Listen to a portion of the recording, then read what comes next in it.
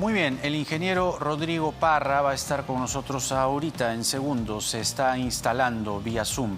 Pero vamos a adelantar nuestro protocolo, ¿no? Que siempre terminamos el programa. Bueno, vamos ahora a adelantar la lectura de las cifras, precisamente para analizarlas con Rodrigo Parra. Entonces, cifras del coronavirus para empezar en unos instantes la entrevista con Rodrigo Parra. La sala situacional del MINSA nos está reportando los siguientes números. Mucha atención. 11.919 casos nuevos. Otro récord. 11.919 casos nuevos. De esos 11.919 casos nuevos, tenemos 4.691 casos en las últimas 24 horas. Son 2.129 más. Fíjese, ¿eh? Las pruebas, eso sí, se han tomado en total 63.987 pruebas. La positividad hasta el momento es de 16.8%. Tenemos 15.372 hospitalizados, 260 más en relación a la cifra anterior. 2.285 peruanos en camas UCI, 9 más. Y aquí esto, otra vez, estamos subiendo con la cifra de fallecidos, 201 muertos en las últimas 24 horas. A esas 201 familias, como siempre, el programa dedicado a ellos y ellas, y nuestro abrazo. Y recuperados, 9.153 peruanos y peruanas en las últimas 24 horas. Tenemos vacunados 535.586 de la primera dosis o con la primera dosis y 257.518 vacunados con la segunda dosis. Ingeniero Parra, buenas noches. ¿Qué le dicen estas cifras? Buenas noches, Jaime. De todas maneras es preocupante lo que estamos viviendo esta semana con la confirmación de la variante brasileña en un 40% de los nuevos casos en Lima.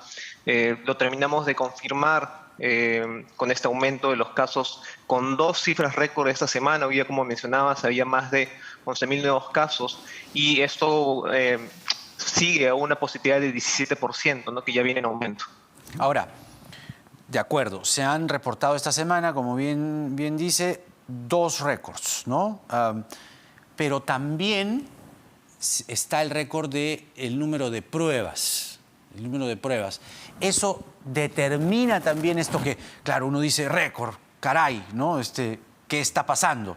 Pero no se habían tomado esa cantidad de pruebas. ¿Eso también influye, incide? Influye definitivamente. Hace un par de días, cuando se reportaban más de 11.000 casos nuevamente, era por un pico de pruebas realizadas, que eran más de 71.000 pruebas realizadas. Esto es más del doble de lo que se realizaba durante la primera ola. Ahora, sin embargo, ya no son 71.000 pruebas las que reporta hoy día, sino son 62 o 63.000 pruebas nuevas. Entonces, con menos pruebas se está reportando la misma cantidad de casos. Esto quiere decir que está aumentando la positividad. A eso quería llegar. Y entonces, lo que usted observa a diario, ya que revisa las cifras, que hay definitivamente una influencia directa de la variante brasileña. O sea, no hay de otra, ¿no?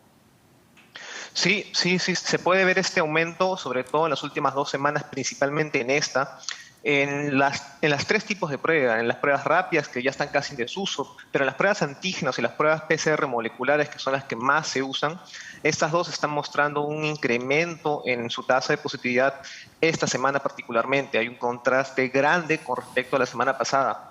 Y para soportar un poco más sobre la variante brasileña, el MINSA o el Instituto Nacional de Salud comentaba de que prevalecía sobre todo en un 60% en Lima Este. Y si miramos el exceso de defunciones en Lima Este, comparado con otras zonas de Lima Centro, Norte, Sur, incluso el Callao, Lima Este es la única que no está descendiendo, así sea levemente, pero no está descendiendo comparado con las otras zonas. ¿Y por qué? ¿Hay alguna explicación o es...? Lo que comentaba el INS en base al estudio, a la muestra de secuenciamiento, era que de las muestras que se habían obtenido en Lima Este, un 60% correspondía a la variante brasileña y se entendía de que era por esta zona donde estaba ingresando el virus, ¿no? Claro. Podría quizá, mirando el mapa, entendiéndolo geográficamente, que como viene del oriente o del este, podría tener, no sé, Es simple. Sí, y si lo simple miramos por geografía. regiones, Madre de Dios también Claro. está en un pico, bueno, está aumentando rápidamente. Bueno, es que está ahí Manaus, está el Brasil al costado, ¿no? La variante brasileña. Ahora, esta pregunta creo que es oportuna. Se insiste en levantar las restricciones de la cuarentena, ¿no? Se ha insistido en Semana Santa. Se insiste en que no tantas restricciones, ¿no? Van a matar a los empresarios, en fin. Ellos tienen sus explicaciones y la verdad es que no vamos a entrar en ese terreno. Pero ¿has puesto digamos, a revisar las cifras o evaluar qué podría suceder si se acata, digamos, ese reclamo? Sucede que en la primera ola, cuando descendimos, al menos tuvimos un respiro en la situación de camas UCI y hospitalización. Es decir, bajaron casos, muertes, pero también se descongestionó el sistema de salud. Lo que pasó acá es que tuvimos un respiro en casos, los fallecidos bajaron levemente, muy levemente, pero las camas UCI no han bajado ni un poco. Hoy día tenemos una ocupación del 97%, que es virtualmente un 100%, como sabemos. En Lima no hay Correcto. camas. Entonces, en todas esas semanas que han sido críticas, febrero, que fue el peor mes, no ha bajado ni un poco la situación de camas UCI. Cualquier rebrote, cualquier aumento de casos positivos, un porcentaje de estos va a requerir cama de hospitalización, UCI, y lamentablemente quien no la consiga va a fallecer. Exactamente. Ahora, qué importante lo que acaba de decir, porque es cierto, entre la primera ola y la segunda ola hubo un descenso importante, ¿no? Y es en las fiestas, a partir de la quincena de diciembre o 10 de diciembre, allí empieza a picar lento, y en Navidad y Año Nuevo es que se dispara, y allí, no antes, allí es donde arranca la segunda ola. El problema es que viene la tercera ola, es decir, es inevitable. Y usted de cifras sabe mucho mejor que yo. Cuando Europa está en una situación, acá viene 3 semanas, 4 semanas después. Entonces, de que viene la tercera ola, viene. Todo indica que no va a haber ese descenso que hubo entre la primera y la segunda, ¿o me equivoco?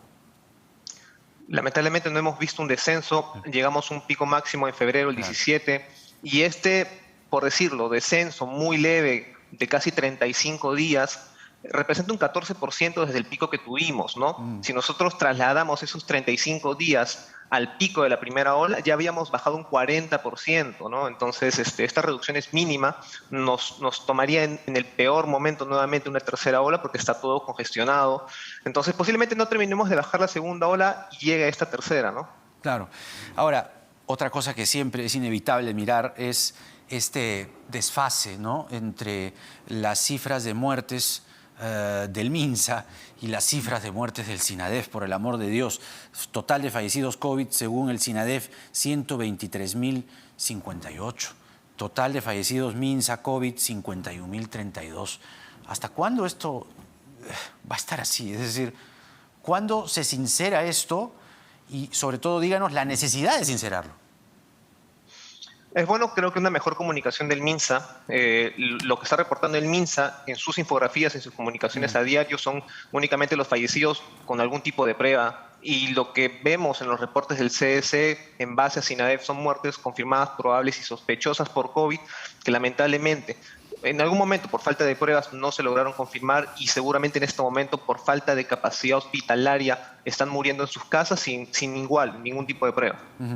Ahora, finalmente, una cosa que se reclama también es el ritmo de las vacunaciones. Y se dice, están vacunando lento, están vacunando rengo, que mi abuelo no está, y en fin, hay de todo, ¿no? Hay quienes se vacunan y hay quienes que no se pueden vacunar. Pero esto se debe a un problema burocrático en el Estado, en la autoridad sanitaria, nada más. ¿Se refiere a que hay pocas vacunas o un poco de cada una? Lo que estamos viendo en base a la información que publica el MINSA, datos abiertos, es que hay semanas con picos de vacunación, y esto obedece también o coincide con las semanas donde están llegando los stocks, como sabemos, limitados también. La semana pasada tuvimos una de las mejores semanas, se vacunaron en promedio 25.000 dosis aplicadas por día, incluso picos de 30.000 dosis, que igual, comparado a otros países, no será mucho. Para nosotros ha sido una buena semana.